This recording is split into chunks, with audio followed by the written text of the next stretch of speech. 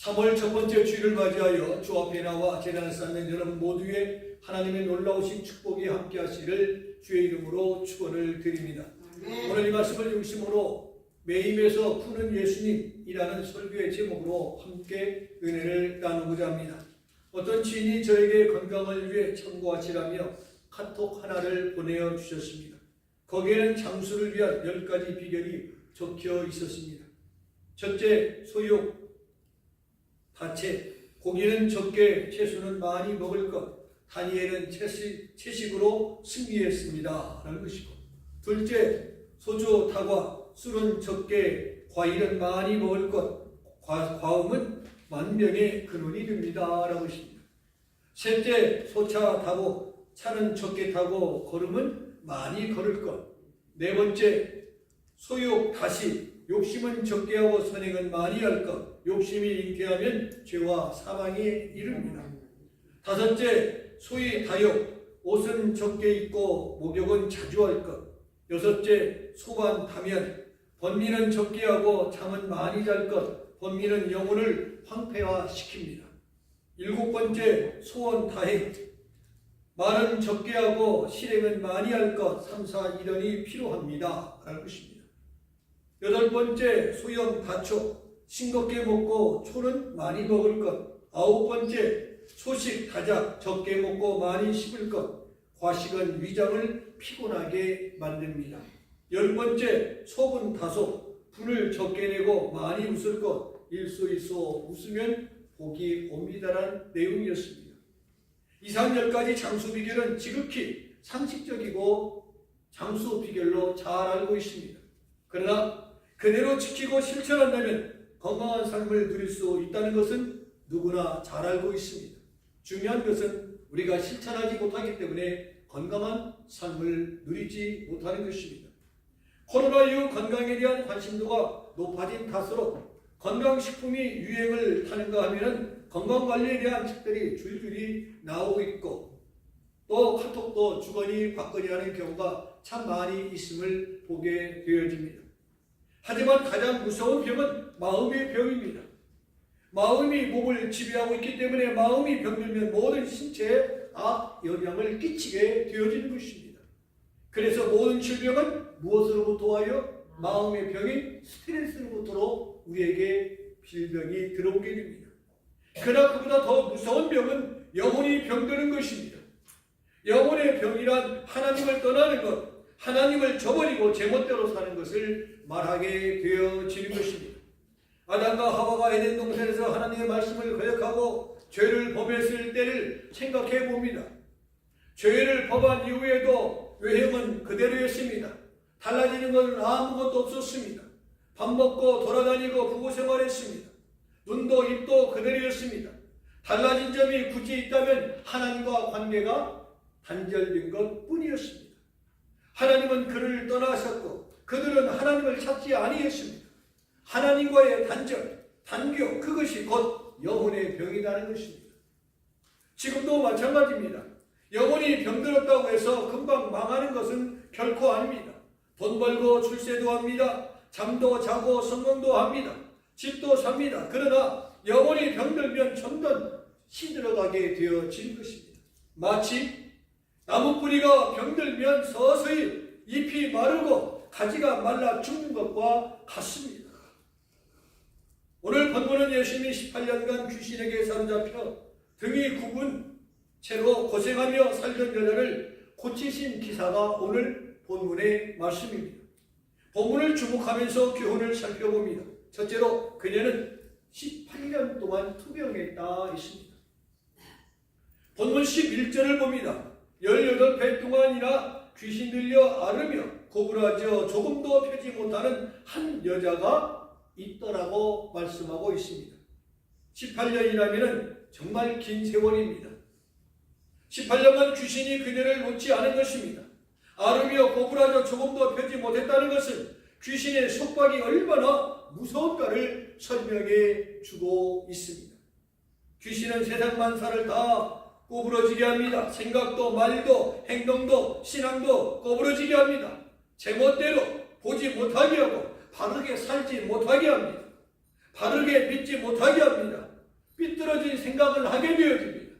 그래서 마귀에게 사로잡히고 무엇에 사로잡히면 마음을 곱게 먹지 못하고 뭐라고 표현합니까? 아무개 왜 오늘따라 삐딱하게 나가십니까? 그렇죠? 무엇인가에 사로잡히면 나도 모르는 사이에 어떻게 나가요? 삐딱하게 나가게 되는 것입니다. 그러나 오늘 누가복음 3장 5절에 보니까요, 예수님이 하시는 일은 골짜기가 메워지고 산과 작은 산이 낮아지고 굽은 것이 곧아지고 험한 길을 평탄하여 질 것이다라고 말씀하고 있습니다. 이 말씀대로라면 벙어리의 혀를 풀어 말하게 하시고 귀머거리는 듣게 하시고 안진뱅이는 굽은 다리를 펴서 걷게 하시고 굽은 여자의 허리를 펴 일어서게 하신다라는 말씀입니다. 귀신은요 구부러지게 만들지만 예수님은 구부러진 것을 펴놓으시는 하나님이신 줄로 믿습니다. 마태복음 9장 20절에 보면은요 12년간 혈류증으로 고생하던 여자가 예수님의 옷자락을 만지자 고침받은 사건이 있습니다. 옷자락만 만져도 고침받는 것은 주님의 위대한 능력을 설명해 주고 있음을 보게 되어집니다. 의학에서는 조기 발견은 모든 병을 치료할 수 있다고 단언합니다. 암의 경우도 조기 발견만 한다면 치료가 쉽다는 것입니다. 하지만 예수님의 경우는요, 그 병이 15년 되었느냐, 18년 되었느냐, 어릴 때부터 태어날 때부터 그 병이 가지고 태어났냐가 중요하지 않습니다.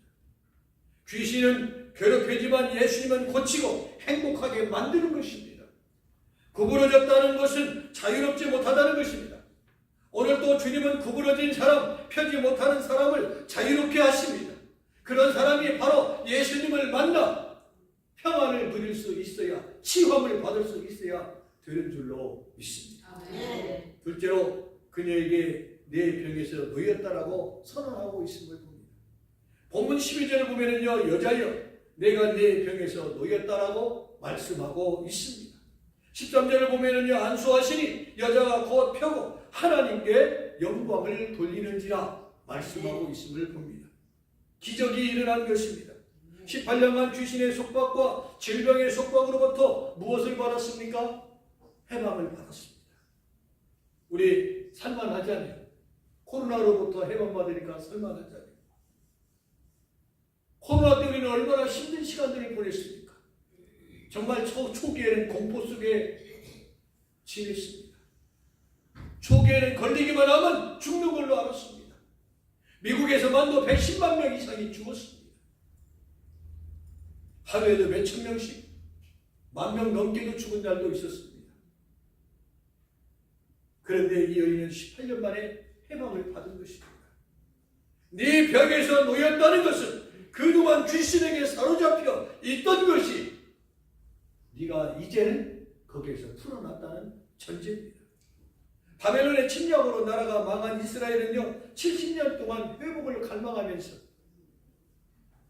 기도하며 노력했습니다. 우리 일제 36년 얼마나 힘든 시간들이었겠습니까? 그래서 북한한테 게임, 축구 게임 져도 일본한테 치면 지금도 뭡니까? 기분 나빠요. 그렇죠, 많은 사람들. 북한한테 지는 거는 괜찮아요. 일본한테 치면 못 견뎌해요. 왜요? 일본의 일자도 싫어하니까. 내가 그 당시에 살지는 않았지만은 교과서를 통해서 우리의 어른들을 통해서 부모님을 통해서 수없이 들어왔기 때문에. 그런데 36년이 아니라 그들은 70년 동안, 그 이전에는 430년도 있었습니다. 자유를 갈망하면서 70년 동안 기도하고 사모하고 있었지만 해방이라는 게 없었습니다. 70년이 지난 어느 날 억압이 풀리고 자유가 찾아왔다는 사실입니다. 하나님의 역사의 판도를 바꾸어 놓으신 것입니다. 신은 국가 페르시아가 바벨론을 멸망시키고 고레스 왕이 집권하고 있을 때 이스라엘 민족을 어떻게 해요? 해방하여 그들이 예루살렘에 돌아와서 나라를 건국하여 살아갈 수 있도록 기회를 주었어요. 축복 아닙니까? 여러분 1945년 무엇이 있었어요? 해방이라는 게 있었어요. 한국이 조선이 일본에 가서 전쟁에서 뺏어왔습니까? 찾아왔습니까? No. 아닙니다. 어떻게? 미국이 원자 폭탄을 터뜨려서 자연적으로 한국은 뭐가 된 거예요? 해방이 된 거예요. 한국이 한국으로 돌아간 것입니다. 그런 격이 얼마나 축복이요, 은혜입니까? 포로에서 자유를 얻게 해주었습니다. 포로된 자에게 자유를 주신 것은 바로 하나님이셨습니다. 그들이 간절히 사모하고 간절히 구할 때 우리 민족이 그야말로 독립을 원했지만 그토록 70년 동안 사모했지만 어떻게 됐어요? 페르시아에 의하여 자유를 예루살렘을 돌아오게 되었던 것입니다. 예수님의 고치시는 사역의 특징이 있습니다. 대부분의 경우는 무엇으로 하셨습니까? 성경에 보면 명령하셨어요. 그렇죠? 귀신에게는 그 사람에게서 나오라. 죽은 나사로에게는 나사로야. 나오라고 했습니다. 손 가는 자에게는 손을 펴라. 앉은 자에게는 일어나라. 한마디로 명령에 귀신도 물러가고 질병도 무릎을 꿇었던 것을 보게 되었습니다. 창세기 1장을 보면요, 그대로 되리라는 말씀이 몇 번 반복합니까? 6번이나 반복합니다. 그리고 3절을 보니까 빛이 있으라 하시니 빛이 있었고 라고 했습니다. 천지 창조도 명령으로 창조하신 것입니다. 갈릴리 바다를 건너가는 제자들은 풍랑으로 죽을 고생을 다 하고 있었습니다. 예수님을 깨웠습니다. 예수님, 우리가 이제는 죽게 되었나이다 라고 했을 때 예수님이 뭐라고 했습니까? 물을 명령하여 잔잔케 하셨다 했습니다. 잔잔하라 고요하라 말씀 한마디에 풍랑이 잔잔해졌다 했습니다. 나오라 하면 나왔고 일어나라면 일어나고 잔잔하라면 잔잔해졌습니다. 그 이유는 창조주 하나님이시기 때문에 그렇습니다. 천지 만물을 창조하신 하나님께 우리는 기도하고 이 시간에도 신령과 진정으로 여호와 하나님 앞에 예배를 드리고 있는 줄로 믿습니다. 건강한 지체는요, 뇌의 명령을 따라옵니다.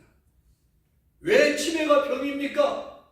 뇌의 명령의 지시에 몸과 마음이 따로 움직이기 때문에 그런 것입니다. 뇌에서 손들어 하는데 발이 든다면 어떻게 되겠어요? 앞으로 가! 하는데 뒤로 간다면 어떻게 되겠어요? 몸이. 조용히 하라고 명령하는데 소리치고 떠들면 어떻게 되겠어요? 그런 사람을 향하여 뭐라고 해요? 뭐라고 해요? 미친 사람이라고 하잖아요. 정신병자. 나사가 서너 개 빠졌구만. 요즘에 뭔가 잘못 먹었구만. 정신과 육체에 문제가 있다는 것입니다. 그리고 사람이 소통이 안 돼요. 말과 말이 통하지 않습니다. 인간은 하나님의 피조물입니다. 창조주 하나님께 명령하시면 하나님께서 명령하시면 그대로 순종하며 따르는 것이 정상적인 그리스도인 것입니다. 그래서 복 있는 사람을 성경은 뭐라고 했어요? 하나님의 말씀을 읽고 듣고 지키는 자가 복이 있다고 성경은 말씀하고 있습니다. 그런데 불순종하고 따르지 않는다면 그것은 무엇을 표현해요? 영적 환자라는 것입니다. 오늘 본문 여자의 경우는 18년간 등을 펴지 못하고 고통과 싸우며 산 것은 귀신에게 사로잡혀 있었기 때문에 그렇습니다. 자기가 아닌 귀신이 그녀를 사로잡고 있었던 탓으로 18년 동안 고난의 세월을 보내야만 했습니다. 그녀에게 주님은 놓였다라고 명령하셨습니다. 곧 18년간 그녀를 결박하고 있던 귀신에게 그녀를 놓으라, 그녀의 속박을 풀어라, 자유하라 명령하셨을 때 그는 자유함을 받게 되었습니다. 예수님이 부활하고 첫 번째 주신 축복도 너에게 무엇이 있을지어다? 평안이 있을지어다 했습니다. 예수 믿고 첫 번째 받는 축복이 무엇입니까? 마음의 평안입니다. 하나님 앞에 이 시간에 신령과 진정으로 예배를 드리는 여러분의 마음에 하늘의 평안이 있기를 주의 이름으로 축원을 드립니다. 우리의 이야기로 좁혀 봅니다. 사람에게 사로잡혀 꼼짝 못하는 사람이 있습니다.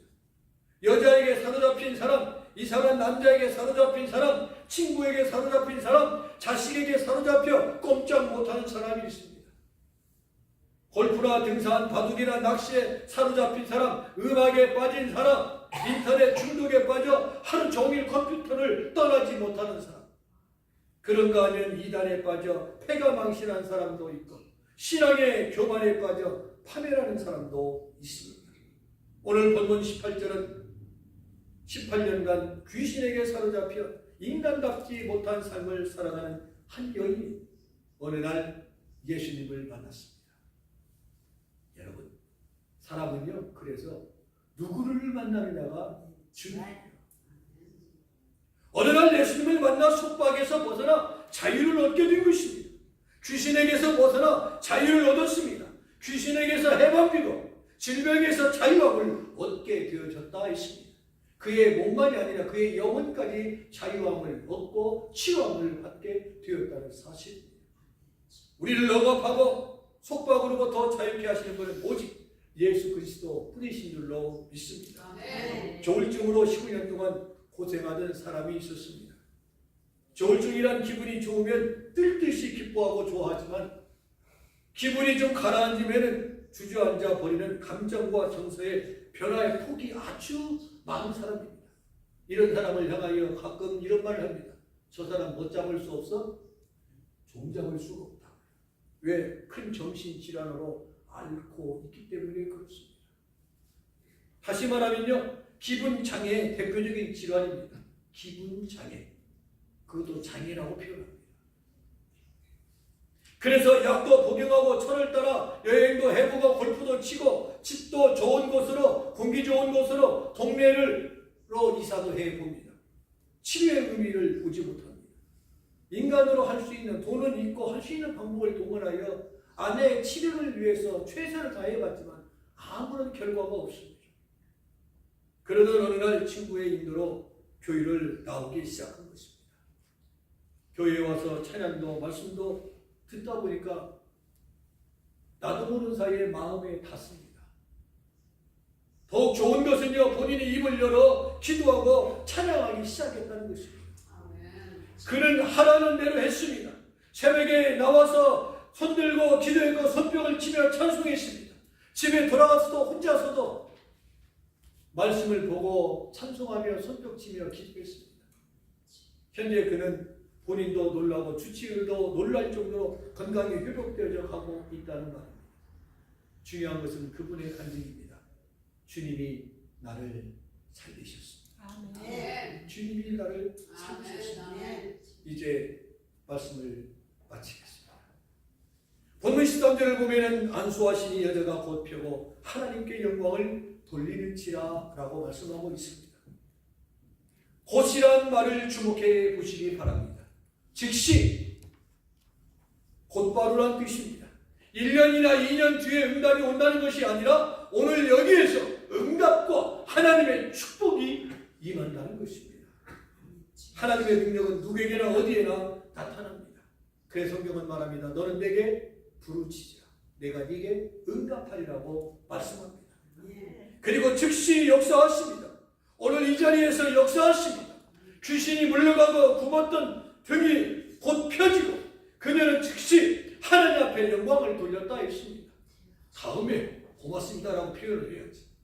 그게 아닙니다. 즉시 하나님 앞에 고마운 마음을 표현했습니다. 여러분도 미루지 마시기 바랍니다. 하나님 앞에 즉시 감사할 줄 알아야 되고요. 대인관계에서 고마운 분이 있으면은 참 고마웠습니다. 감사했습니다. 애써주셔서 감사합니다. 표현할 줄 아시기 바랍니다. 말 한마디로 무엇을 갚아요? 천년빛 갚는 말이 있잖아요. 미국 문화는 무슨 문화예요? 땡큐 문화예요. 감사 문화. 난 참 멋있는 것 같아요. 한국의 문화는 뭐예요? 침묵의 문화예요. 말하면 팔구출이라고 그러죠. 남편 자랑하고 부인 자랑하고 자식 자랑하고 자기 자랑하고 아이고 저 팔구출 뭐라고 들으시. 그런데요, 말은 해야 해요. 나 마음이 불편하다고 할 줄 아니야. 남편이 정신 바짝 차려요. 내가 요새 마음이 불편하다. 40년 살았는데 지금도 모르냐고. 그러면 안 되죠. 10개 물속은 알아도 한 개 사람의 마음을 모르는 거예요. 평생 살아도 모릅니다. 말 안 하면 몰라요. 말을 또 하시기 바랍니다. 네. 교회에서도 대인관계 가지면서 내가 오늘 마음 좀 언짢으니까 얘기를 하세요. 그러면 그 말은 뭐예요? 내가 기분 안 좋으니까 당신 좀 조심하라. 그 말이에요. 그러면 서로 좋잖아요. 저는 컨디션이 안 좋구나. 이해도 서로 하고. 오늘 본문은 우리들에게 말씀해 주고 있습니다. 즉시. 귀신이 물러가고 굽었던 허리가 펴졌습니다. 그리고 즉시 하나님 앞에 영광을 돌렸다 했습니다. 감사와 영광도 믿으면 안 됩니다. 지금 여기에서 곧바로 감사하고 하나님 앞에 영광을 돌리는 저와 여러분이 되기를 축복합니다. 아멘. 주님은 내 영혼을 구원하셨습니다. 나의 질병을 고쳐주셨습니다. 속박의 사슬을 풀어주고 나에게 자유함을 주셨습니다. 지금 여기서 주님께 영광을 돌립시다. 매임에서 푸는 예수님이십니다. 예수님은 나의 결박을 푸셨습니다. 나의 질병을 고치셨습니다. 예수님은 나에게 자유를 주셨습니다. 그 예수님을 따르는 무리들이 되시기를 주님의 이름으로 축원을